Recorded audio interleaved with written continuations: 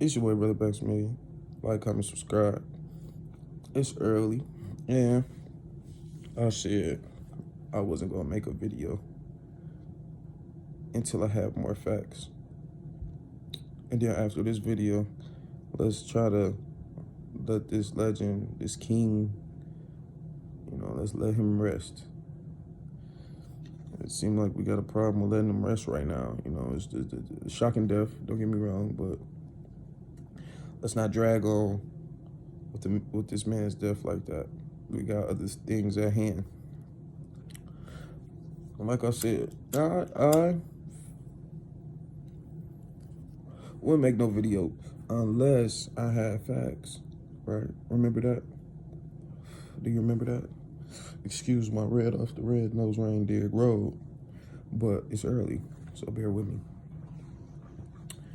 Let's get into the pilot of Kobe Bryant, or the pilot that day of the N72EX. Let's go into some facts of Ara, Zaboyan, and once again, I'm not of that culture. I don't know that. I don't know if I'm saying that name right, so excuse me. And condolences to his family. Ara Zaboyan.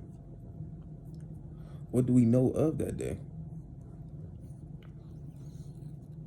What do we know of the day Kobe was killed? Well, we do know LAPD didn't want to fly and had a flight advisory until the afternoon. So nobody was supposed to be in the air due to the tundra weather, the fog, some people want to say, because you got some people out there. I lived in California, so I don't live in California at this moment, but I used to, and I got friends out there. And I talked to a couple friends, my LA friends, and they told me it wasn't really that bad enough to where a pilot couldn't see. Okay. Now, Ara was also allowed to fly without instruments to help him see. And he was the only one that morning that got clearance to fly. Now, if the LAPD puts out an advisory not to fly, and you still fly, I mean, what is that saying? That you feel like you're an expert pilot? You feel like you can do this deed for Kobe Bryant? It could be that. It could be that. Could have been that sense of confidence that made him fly, because Kobe's former pilot said that he never felt pressure from Kobe at all. And flying is ultimately the last person's decision is the pilot. He makes the final call. Okay, we'll get back into that. At 8:53 a.m., we know that the helicopter was already en route without Kobe. It was going to get him. He was going to the Mamba Academy, so that's like 30-minute flight from his house type of thing. But at a time and point before they even got there, switching over air controls, his helicopter was seen honing in a honing position for 15 minutes. So, which is basically flying in circles. Flying in circles because it couldn't cross into the Hollywood Burbank airport area. Let's think about this as well, too. Flights need permissions to cross in airspaces and airways. But if you was already flying without him, wouldn't that have been requested? Like, wouldn't that flight had been, scheduled already? So this is an expected flight. We expect for this to see the N72EX with Kobe and, Ara as the pilot, because, they should have the only one who had the special permission to fly in the air at that moment. To me, it was like almost as if the plan had to be stalled. So we go there, right? Now I get into VFR and IFR. So basically what a VFR is, a visual flight rules. It's judgment calls, see and avoid. This is what Ara was flying under, because you also have IFR, instrument flight rules. when conditions are bad, these instruments help. Maybe it's like a extra scanner on the radar, because radar is supposed to see through fog as well. So he turned down that. He requested to fly as a judgment call. So he took the VFR, the visual flight rules. It was judgment. It was see and avoid, you know. And when he requested this, because you have to get approved due to weather terrain, they approved it. Once again, let's stop for a second though. Because LAPD didn't even want to fly. It was a flight advisory until the afternoon because the fog was so thick to what they say. The fog was thick to what they say, right?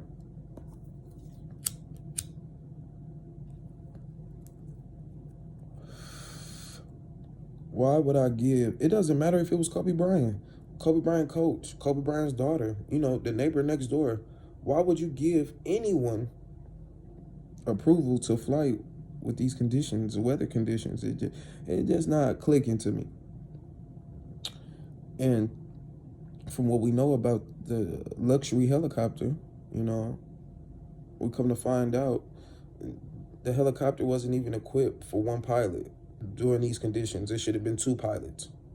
So once again, did a sense of confidence come over our Zaboyan when,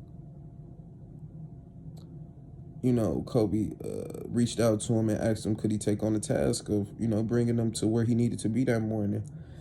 Him knowing that he couldn't fly by himself, why wouldn't you say anything? Why just not be honest? Like, yo, it's a lot going on. I don't think I could be the man to take on this. Or Kobe, how about you drive today? Serious shit. Kobe, how about you drive today? What's wrong with driving today, Kobe? It's bad in the air. Even though it's shorter, 30 minutes, no traffic, you should fly today. I feel like because they talk about how experienced this pilot was. An experienced pilot should have told you that. All right, I digress. So how high was the plane in the mix of all this? Well, they told it to take a highway pattern, and I guess this is common, but it's supposed to fly. Well, any commercial flight should be at 1,000 feet, period. With a minimum of 500 feet, but any pilot will tell you 1,000 is where a chopper should be at, right? So Kobe's, let's bring it to the pilot. Ara flew 300 to 500 feet in the air, but we know the minimum flight is 500, but you should want to be at 1,000.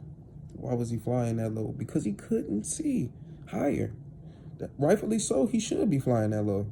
Stay lower to the ground so you can see through the fog, because obviously his radar couldn't see through the fog. Or maybe what we know of the helicopter, it didn't even have the technology, or it wasn't even equipped with the proper shit for this weather. Why not? It's a luxury helicopter. We gonna get, hold on.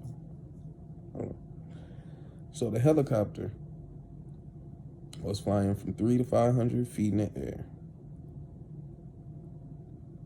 We should be at 1,000 because he couldn't see. All right. So at 9:44, we got a panic situation going on, to where Ara decides, you know what? I can't see this low, so I'm going to ascend another 1,200 feet in the air. I've been on a plane where turbulence made our pilot go another 30,000 feet in the air. I was at 60,000 feet elevation before. I mean, where the clouds look like a sea. So you're talking to somebody who's been, traveling through the air, not quite frequently, but I have more than 3-4 times. More than a handful of times. So I understand things like that a pilot would avoid, to help see. But if I couldn't see lower, what makes you think I would be able to see higher? I'm not a pilot or anything. I'm just, you know what I mean. Common sense, I think. I think that's what we'll call that. But we want to say, well, what the news is saying that spatially disorientation. You know, so that was okay. Let me back up. So he climbed to 9:44 a.m. He climbs to 1,200 feet. 9:45. He drops 350 feet from the air, and that's the last time we heard of the plane. Now they circling, doing all of this, twisting air, propellers fucked up. How the propeller stop? Okay.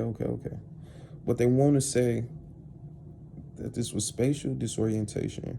You know, the pilot lost his mind. You know, decision thinking is not really there.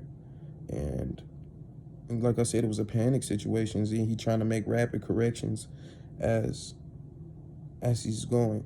So that could explain to where it's going up, drop down, you know. He's losing a sense of direction. You know, he don't know left, right, up, down. But how could you get this disoriented at only 1,200 feet?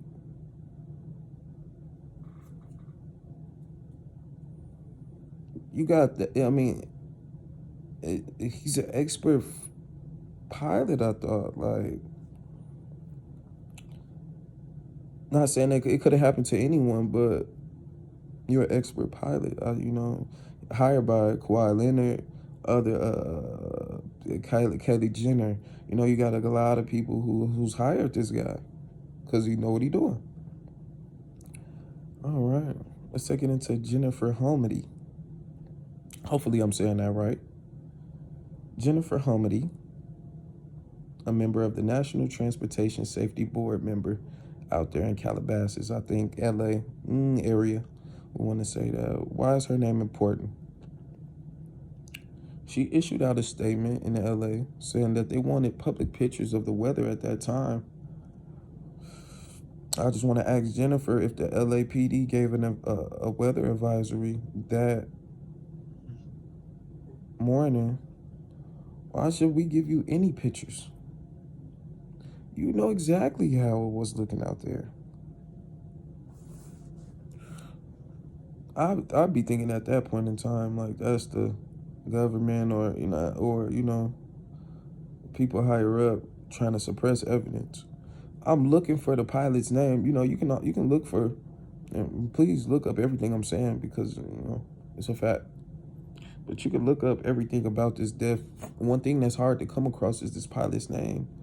I had to look through like 15 articles just to find his name. Now, what they're referring to him as is Kobe Bryant's pilot, not our Zaboyan.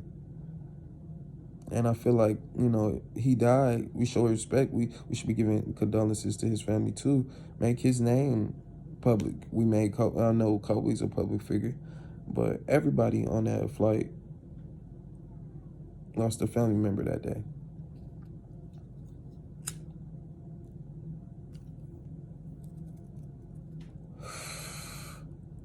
Now, the helicopter was nice. I don't know if you guys seen it. Nike symbols. It looked like it could have made it to Washington, D.C. in an hour. Like, that was a mean looking helicopter. This is a luxury chopper. We're talking about the N-72EX.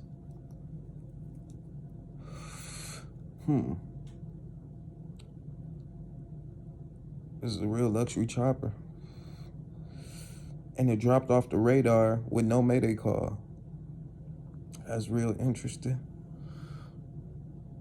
If I know we was in trouble and I could do nothing else, the least thing I'm gonna do is make a mayday call. No black box, no cockpit voice recorder. That's very interesting, because the N-72EX is a luxury chopper. So in this luxury ass chopper, it had no cockpit voice recorder.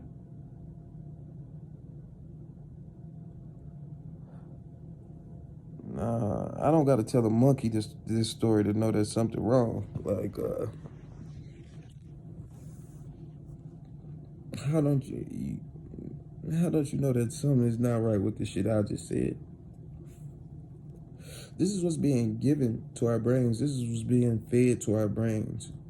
You know, the human species, I think, is at a point mentally where you just can't feed us bullshit, and we're just gonna take it without extensive research.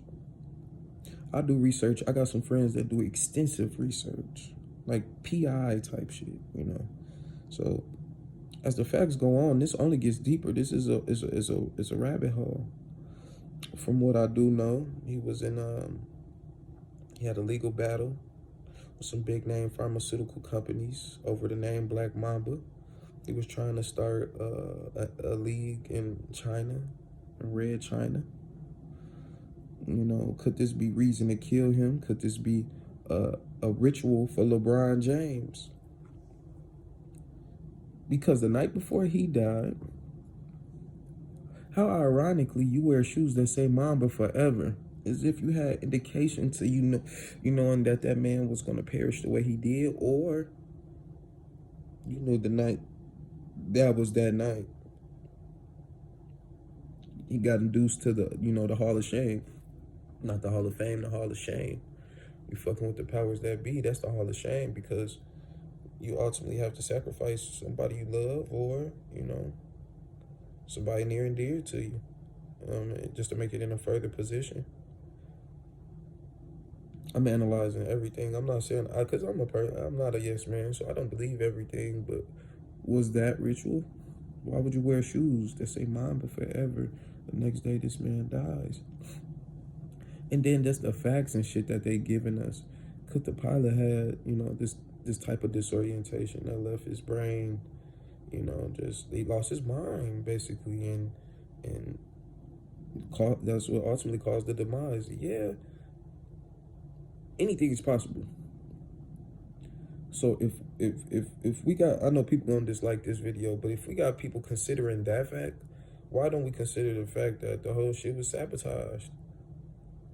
The media will they fix up a lie so good, you don't even want the truth. The way the media fix up lies, I don't want the truth. The lie sounded better. Because all of this shit that I said to you could make sense to the average brain. But if you don't know what this man was investing in, you didn't know what his dealings with these pharmaceutical companies was, let's look at two sides of the spectrum. That's all I'm saying. Let's not be one-sided here. Let's not be biased here. Let's not, let's think with common sense here. Some of it makes sense, but does it all make sense to you? Like, comment, subscribe, Brother Maximilian. I'm going to Denny's. And I know you like my robe too. I know you like it. It's cute.